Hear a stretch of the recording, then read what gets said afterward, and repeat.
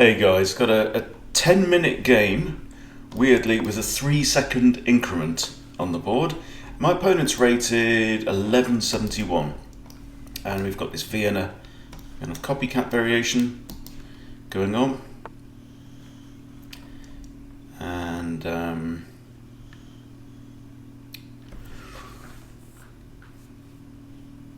guess queen out to here looks interesting, threatening mate, but then g6 is an option. It is weakening.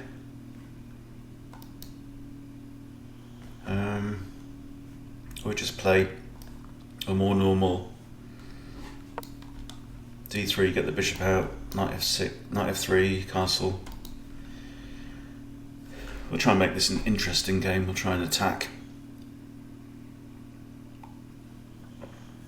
My opponent's from Russia, Stanislav something.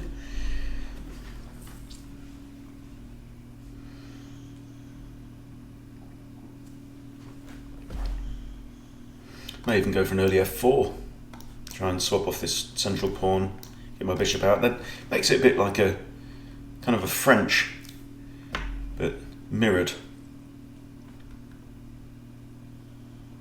So normally you play the French as black, and then the king's here and the queen's here. So that's the difference. Also, moving the f-pawn does allow the queen maybe to come in with check, and that can be problematic. Okay, it's a bit passive. Right, queen f3, that doesn't fall to this.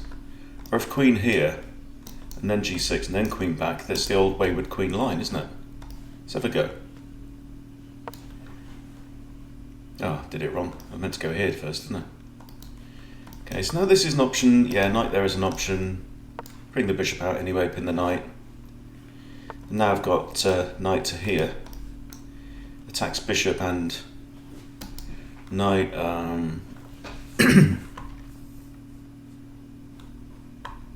If here, you see, we've got knight takes. It's a load of swapsies then. Okay, I'm going to castle long and then think about a pawn storm up the king side. Excellent. Right. Where does this knight want to be for a pawn storm? Let's play h4 first. Start as we mean to go on. Okay. I can just drop back here. Now I've got ideas of like queen g3. This is a very, very common pattern. Then attack the forward pawn, you see.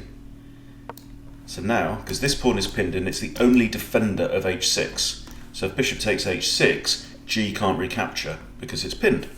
And that then threatens mate in 1, which could be very nasty. This knight to here is an option.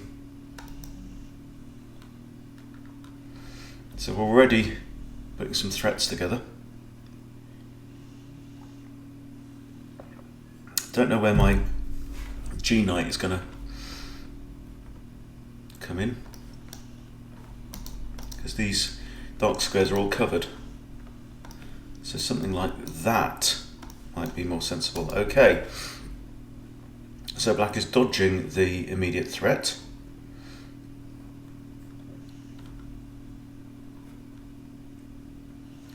So how do we increase the pressure now? I mean, knight to here, pawn takes, check. That could be kind of interesting. Let's just start to break things down on here. So I'm hoping for this.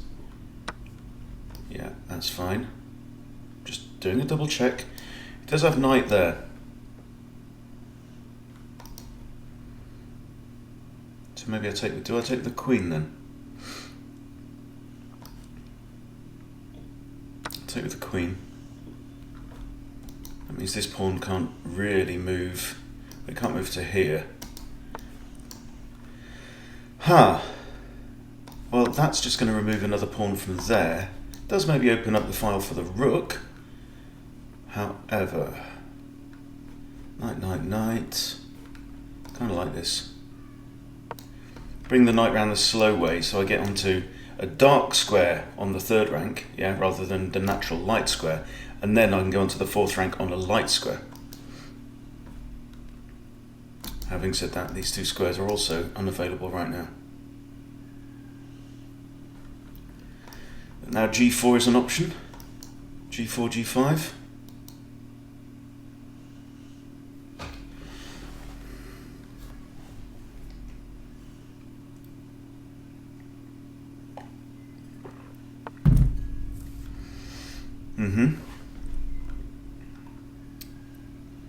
Well, we kind of anticipated that. So let's just go, should I just go here?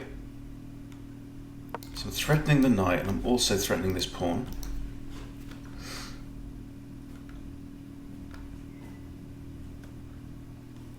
I'll also bring my knight into f4. Okay, so I have a hanging pawn.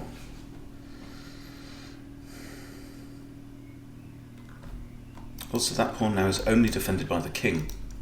So it's getting kind of spicy here. If I take the pawn, I have to be very careful that this bishop can't move with check, because then that could win the queen, you see, with the discovery. But the bishop can't move with check.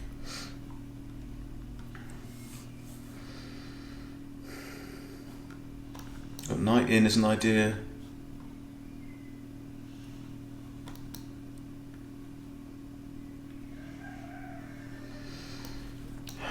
Taking that pawn, there's no real value to taking the pawn. It's not really instrumental. So I'm going to come in with a knight. Now there or there. I think here, so that if takes, I can recapture with the bishop and everything's still lined up against the king. So I quite like this attacking position. And I'm happy about my decision to castle long in that case. Okay. Alright, that's interesting. It also defends his pawn. So I might just have to grab this fella now.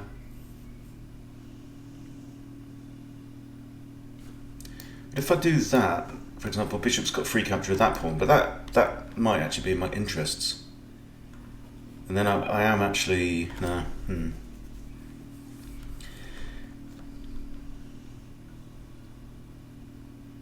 I'll come back here.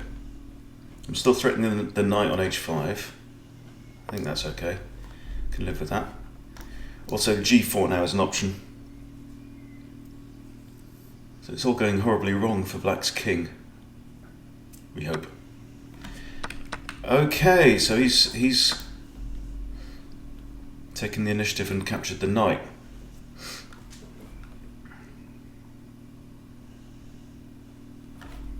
There's 2 attackers now on h4, but I do not know if I would want to do that, because then we've got like pawn g3, bishop moves, and I've then got 2 attackers on there. So this is one naked and afraid king. You see how all the pieces are now on the wrong side of the board? So with this move, black's just removed one of the only pieces in the defense of his king. Everything else is on the wrong side.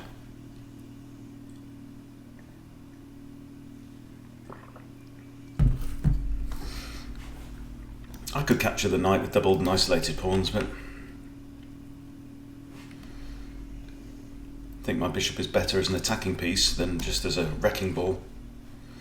This knight also is now a bit redundant. It can't really make progress up the board, or over to the right side of the board anyway. That's what I wanted to do. But I'm thinking g4 now looks like a no-brainer. g4 and just push the pawns out. Break something.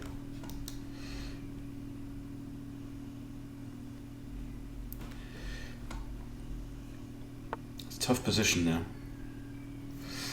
Okay, why did my opponent play that move?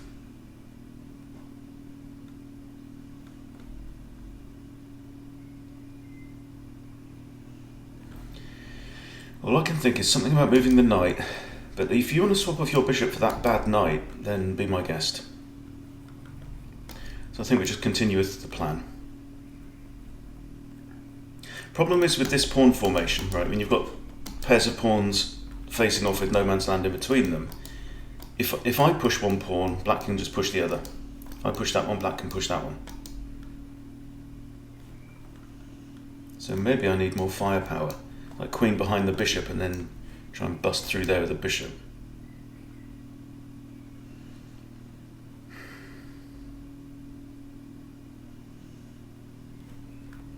Is d4 even an option? I can't go there, there, there, or there because of the queen. Also notice this is another pattern to remember, yeah? When you've got a knight and then 3 squares away in a straight line, you have a bishop or a queen. Look how many. So all of those knights' advance squares are covered by the bishop or the queen when you've got this particular arrangement.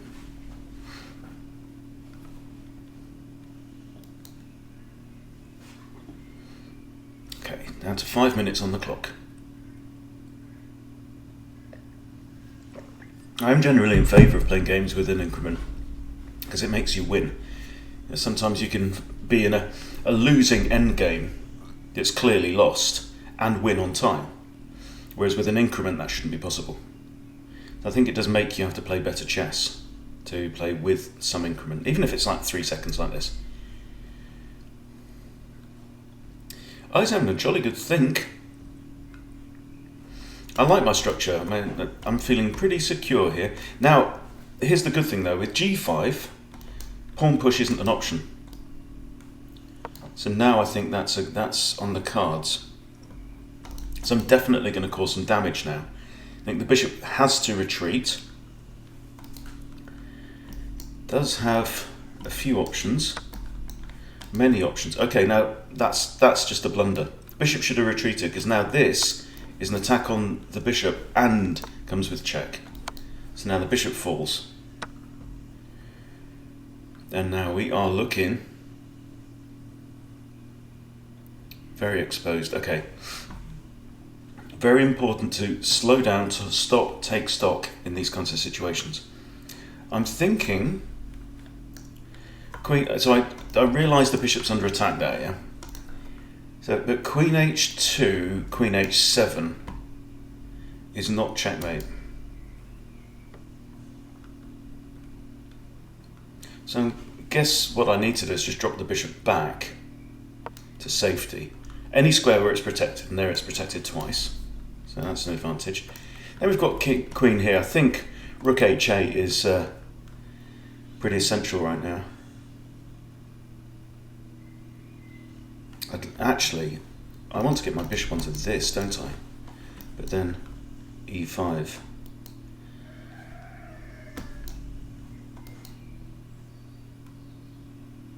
We're in a very, very strong situation in terms of the biggest imbalance is, yeah, I'm up a piece because of that blunder with the capture there, but the biggest imbalance is king safety.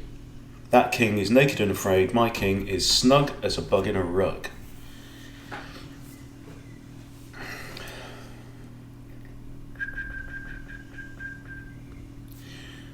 Okay, I think black should just be thinking about this.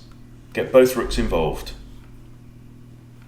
But if rook there, I take, rook takes. This queen side's now looking a bit under protected as well. But again, this knight on c3 really has played no part whatsoever so far. Rook f1 maybe, force the queen to move. That makes sense.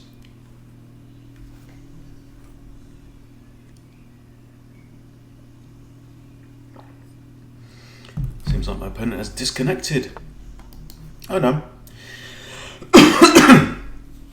Okay, so now rook f1. If he takes, I take. If queen's not going to take. Okay, let's just play rook f1. Keep the pressure on my opponent. He's under 3 minutes now. That is not a mistake.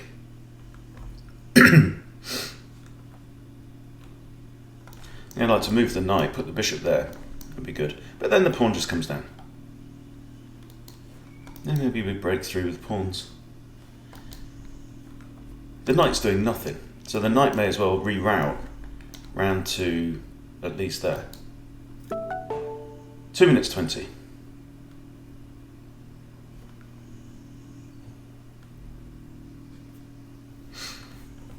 Queen is under attack.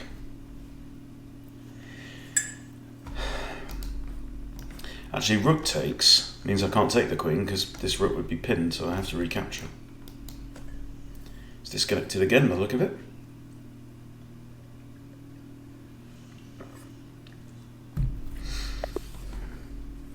Okay, won by abandonment. So let's do a review.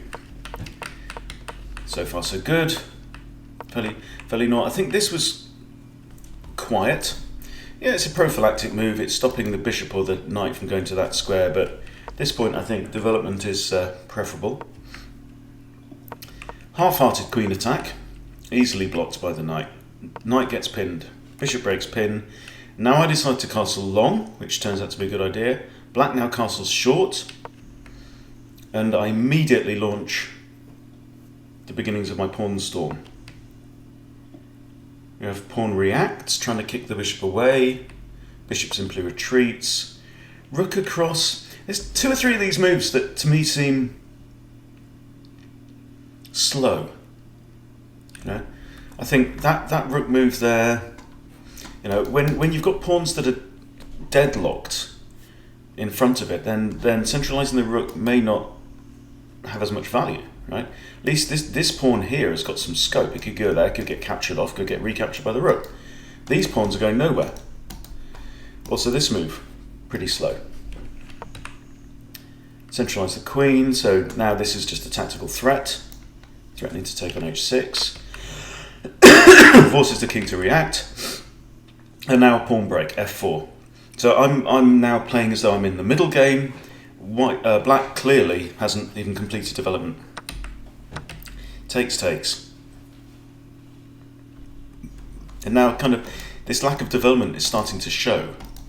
We've got queen, bishop and rook all on the queen side that have not yet moved, and the king is already having to fight.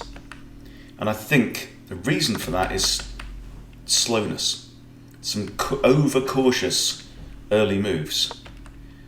Now connect the rooks. Now I have technically completed development. Okay, attack the queen. Queen just drops back. We trade knights. Don't think that helped black, actually. And now pawn storm carries on.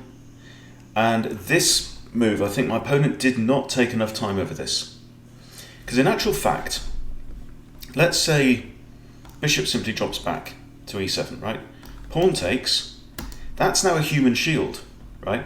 That is now a piece. It's a white piece in front of the black's king, and no white piece can capture that piece. It's a human shield. It's a hostage, right? This pawn's pretty secure. Knight could come back round, support the pawn, and black has bishop and queen looking at that pawn there. But this was a blunder because it comes with h takes g5, double attack, right? Straight attack on the bishop and a discovered check on the king. King has to move, bishop falls, and that's actually as far as we get in the game. So there you go. So that is a 1168 player. Weaknesses in that game, some overcautious, slow moves in the opening that were not really necessary, and really slowed them down in terms of development. And then the first player to develop, which was me, I was then able to launch an attack in middle game style before my opponent had finished development. So pretty much ideal kind of way you want a game to go, really. If you can get those little tactical edges over your opponent in the opening and force them to waste time, then that's what you want. You want to get to the middle game before your opponent can complete development, and then that's when your advantage of control over the board, control over squares, can really come into play. So you've got all your pieces out, you can then start an attack while they're still unpacking their kit bag. Okay, so yeah, I think pretty useful example there.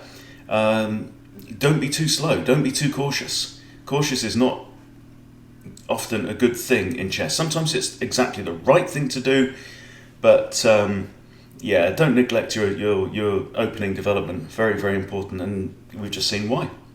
All right, so thank you for watching. Please subscribe to Chess Boot Camp if you haven't subscribed, and I'll see you soon.